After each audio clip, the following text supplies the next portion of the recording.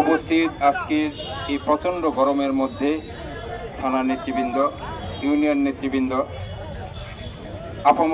আপামর তৌহিদি জনতা, ইসলামী আন্দোলন বাংলাদেশ মনোহরদী উপজেলার পক্ষ থেকে আপনাদেরকে স্বাগত জানিয়ে আমার বক্তব্য শুরু করছি। আপনারা ইতিমধ্যেই শুনেছেন, পিআর একটি প্রধান ইস্যু।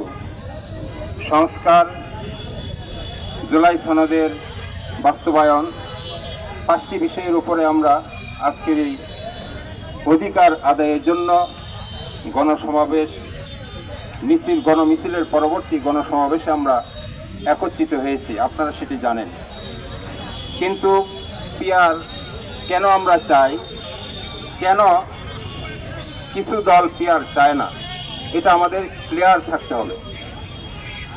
পিআর যারা চায় না, ধরেন 100% ভোটের মধ্যে এক লোক 30% ভোট পাইল, আরেক লোক 29% পাইল, আরেকজন 28% পাইল, আরেকজন 12% পাইল। টোটালি যদি 100% হয়, তাহলে আমরা ধরে নিব যিনি 30% পেয়েছেন তিনি পাশ করেছেন, বাকি যে 70% ভোট পেল ওনারা সবাই ফেল। এটা এই অবস্থায় সন্ত্রাসী তৈরি হয়, চাঁদাবাজ তৈরি হয়, একক নেতৃত্বের কারণে যা ইচ্ছা তা করা যায়, যা আমরা গত 53 বছরে 54 বছরে আমরা সেটা দেখেছি। কারণ যারা 30% ভোট পেয়ে ক্ষমতায় গেল, তারা বাকি 70%কে তারা প্রজা আর এনারা রাজা মনে করেন। এখন ইউনিয়ন পরিষদে যান, তাদের কর্তৃত্ব, উপজেলায় যান, তাদের কর্তৃত্ব, আজকে বিচার চাইতে যান, সেখানেও তাদের কর্তৃত্ব, যেখানে যাবেন সেখানেই তাদের কর্তৃত্ব। এই 30% ভোট নিয়ে বাকি তাদেরকে শোষণ করে।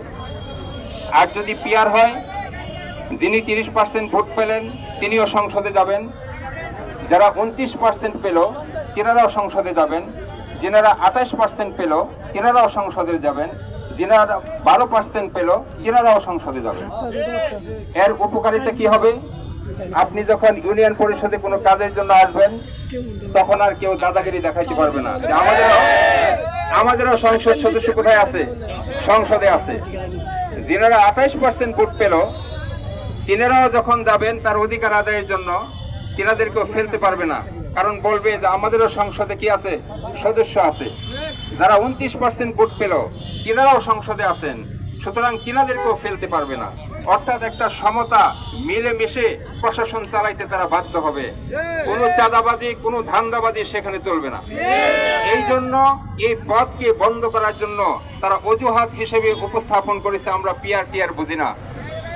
সুতরাং আমরা চাই এই বারবার গণ আন্দোলন করে হাজারো শহীদের বিনিময়ে আমরা পথ পরিবর্তন করি, কিন্তু নীতি আদর্শের পরিবর্তন না থাকার কারণে বাংলার মানুষ আজও মুক্তি পায় নাই। যদি সামনে আমাদের এই পিআর পদ্ধতিতে নির্বাচন না হয়, প্রয়োজনীয় সংস্কার না হয়, এই জুলাই সনদের যদি আইনি ভিত্তি প্রতিষ্ঠা না হয়, তাহলে কিন্তু আবারও সেই একই স্বৈরাচার আবার মাথাচাড়া দিয়ে উঠবে, আমাদেরকে জিম্মি করে রাখবে, আমরা আবারও সেই আরেক স্বৈরাচারের কবলে পড়তে পারি। সুতরাং এর থেকে উদ্ধার পাওয়ার জন্য আজকের এই জুলাই সনদের আইনি ভিত্তি এটাকে বাস্তবায়ন করতে হবে। পিআর পদ্ধতির নির্বাচন আমরা চাই, সেই পিআর বাস্তবায়ন করতে হবে। এমনি ভাবে প্রয়োজনীয় যে সংস্কারগুলি আছে সেই সংস্কারগুলি বাস্তবায়ন করতে হবে। তারপর যদি নির্বাচন হয়, বলতে পারেন যে নির্বাচন তাহলে কি দেরিতে হবে? না, আমরা দেরিতে নির্বাচন চাই না, ফেব্রুয়ারিতেই নির্বাচন চাই, কিন্তু এই সংস্কারগুলি আমরা চাই। এগুলি বাস্তবায়ন করে নির্বাচন দেন, আমাদের কোনো আপত্তি নাই। আমরা একটা লেভেল প্লেইং ফিল্ড চাই, যেখানে সবাই সমান সুযোগ সুবিধা ভোগ করবে, কারো উপর কেউ দাদাগিরি করবে না, হুমকি ধমকি দিবে না, কারো পোস্টার ছিঁড়বে না। আমাদের দেখেন এই পাশে অনেকগুলি লেখা ছিল, লেখার উপরে ব্যানার দিয়া বলে রাখছে। কেন ভাই? আমরাও তো পয়সা খরচ করে, আমাদের কর্মীদের নিজের পকেটের পয়সা খরচ করে আমরা লেখাগুলি লিখছিলাম, এর উপর আপনারা কেন পোস্টার টানাই দিলেন? আর কোনো জায়গা ছিল না? এই যে একটা অবস্থা, এটার থেকে আমরা উত্তরণ চাই।